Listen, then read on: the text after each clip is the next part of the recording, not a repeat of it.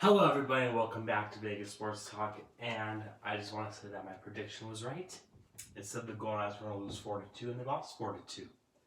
But this game was a lot closer than the final score says, and it was controlled by the Golden Knights most of the way through. So let's get into it. There was a good pass from Schmidt early. Carrier had a nice move, he misses that just wide. And the crowd was really quiet early. And you could tell it was a Florida crowd because just the seats were empty, but they were just like really quiet. They were just really quiet, and you could hear everything that was going on, and it was kind of creepy. Stevenson had a nice pass, and Pacioretty puts puck through the crease, and Pacioretty had a lot of those opportunities tonight, and he could not cash in on any of them. There was another pass from Stone to Pacioretty. He misses the net again. But Vasilevskiy saved that with his stick. It was going to go wide anyways, but he still saved it.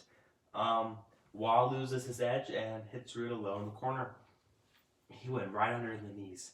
And it looks kind of dirty, but after the replay, you could tell he just lost an edge. So, no penalty there. Shots were 5-1 Vegas in the first 8:27, so the game was a little bit slow. There was good pressure by the Golden Knights, though. But then there was a turnover by the Golden Knights in the defensive zone, but Fleury would save that puck. And the Golden Knights were controlling the whole play until they could not clear the puck once again. And point scores from Cernak and Kucherov at 10:57. And this is when the game started to turn in Tampa's favor. McNabb shot hits the crossbar, and Vasilevskiy was looking strong. But then a few minutes later, Carrier scores from McNabb and Eakin at 15:42. So it's 1-1. And you're thinking, okay, Vegas gets a goal out of this. They're fine going in the second period, but there was another goal before the end. Off of a face-off deflection, Jonathan scores from Syria and Pellat at 17:57, and Fleury had no chance on that one. It was a double deflection, and I thought Fleury played pretty well in the first period, just too many pucks went by him. So it's 2-1 after the first, and the second, no scoring. Riley Smith had a good chance from Marcia, so Schmidt saved a Tampa Bay goal with the block shot. It would have went right in, but he saved it. Then there was a penalty on McDonough for tripping the Golden Knights power play. They would not score on that power play. There was no shots for the Golden Knights on that power play. And the power play was really mediocre tonight, and it was not getting going. There was chances for the Golden Knights, still no luck for the Golden Knights. And there was a penalty on the Lightning for hooking. And this seemed like the change of the game. It was an important power play for the Golden Knights, and they needed to capitalize off of it. But once again, they did not. Reese stand on a shot, but that was the only opportunity on that power play. It was Carolina with the Golden Knights. They're the best local shorthanded for Tampa on a rush, but they could not get a shot away either.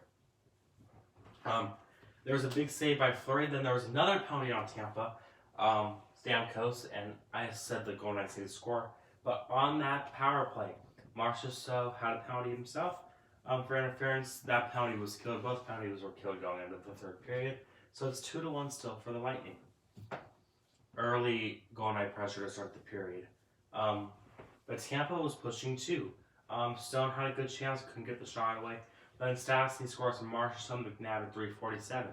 So it's tied 2-2 Vegas, and Vegas had all the momentum. They had momentum. There was good pressure by both teams, and the game was really tense. And as a fan, I felt pretty tense. But a few minutes after I wrote that down, Stamkos scores from point, and Kucherov at 10:36. And that was pretty much the game. There was a good look for Stone. Hedman and Pacioretty had a scrum. They both went in the box, 4-on-4 for 2 minutes. Fleury was pulled with 2:07 left. There was a couple of chances for the Golden Knights, but Killhorn scores from Pellat at 19:15, an empty net goal. So the Tampa Bay Lightning went 4-2. And I thought the Golden Knights outplayed the Tampa Bay Lightning in this game, but they just could not get any points out of it. And this could be brought over to the next game. It's momentum, but a play out of this would have been greatly appreciated for the Golden Knights. As you can see, they controlled a bunch of the shots. 11-8 Vegas in the first, 10-5 Vegas in the second, 8-5 Vegas in the third, 29-18 in favor of the Vegas Golden Knights. Marc-Andre Fleury saved 14 out of 17. Their power play was 0-for-3. And that was a big story of the game, their power play. And Vasilevskiy saved 26 out of 28. Their power play was 0-for-1. So they only had one power play. They didn't score on it. So special teams was not much of a factor tonight. The penalty kills are 100%, but still, the Golden Knights need to score on a power play when they get 3. 3 stars. Vasilevskiy, he saved 26 out of 28. He kept them in the game. He won the game for them. Point and Stamkos. So the Golden Knights are still third in the division. They are fine. They will go to Sunrise, Florida for their game on Thursday against the Panthers. And this was the start of a 10-game stretch for the Lightning where they play a playoff team. Each of their next 10 games, those teams are currently in the playoffs. So the Golden Knights have one more road game, and then they're back here at the Fortress for a little while. So thank you guys so much for watching. Make sure to follow me on Twitter and Instagram at Vegas Sports Talk, where I post other content as well. I will be going live on Instagram tonight, so that will be exciting. And until I talk to you guys again tomorrow with the UNLV Rebel review, have a good night. I'll talk to you guys again soon.